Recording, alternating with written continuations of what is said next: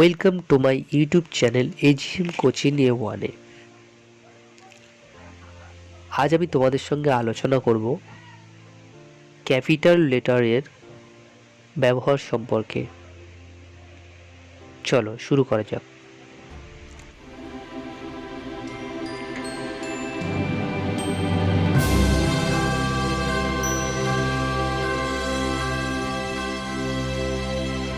তোমরা অবশ্যই জানো ইংরেজি অ্যালফাবেটে বা বর্ণমালায় দুইভাবে লেখা যায়, একটা হচ্ছে ক্যাপিটাল লেটার, একটা স্মল লেটার।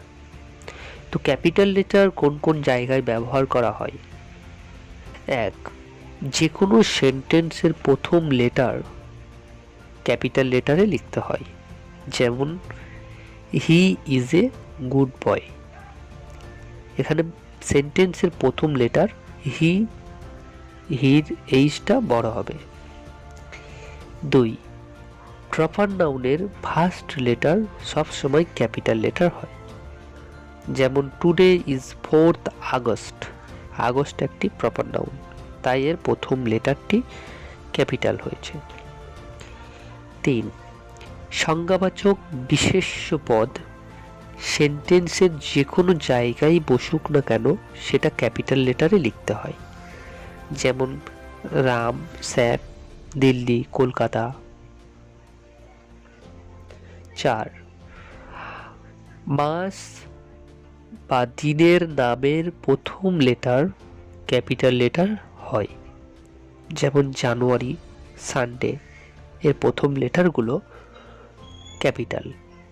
পাঁচ, কোনো ব্যক্তির নামের এবং পদবীর প্রথম লেটারটি ক্যাপিটাল লেটারে হয়, যেমন বিধান চন্দ্র রায়, এর নামের এবং পদবী প্রথম লেটার ক্যাপিটাল হবে।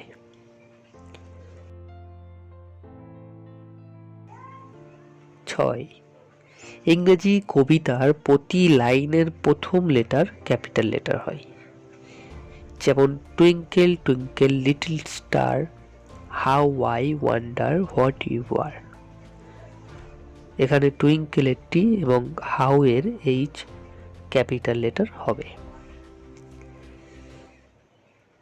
7, শিক্ষাগত পদবী বা পদমর্যাদা প্রভৃতির ক্ষেত্রে বা সংক্ষিপ্তকরণের সময় প্রথম লেটার ক্যাপিটাল লেটারে হয়, যেমন রামু ইজ অ্যান MSc।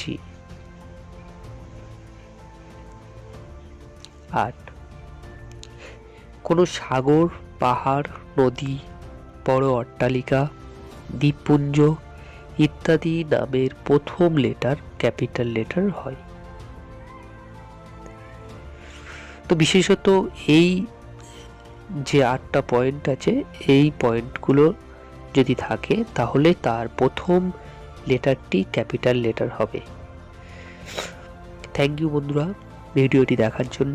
ভিডিওটি কেমন লাগলো জানিও, ভালো লাগলে একটা লাইক কমেন্ট করো, আর বন্ধুদের সঙ্গে অবশ্যই শেয়ার করো। আর যদি নিয়মিত ভিডিও পেতে চাও তাহলে চ্যানেলটিকে সাবস্ক্রাইব করে পাশে থেকো।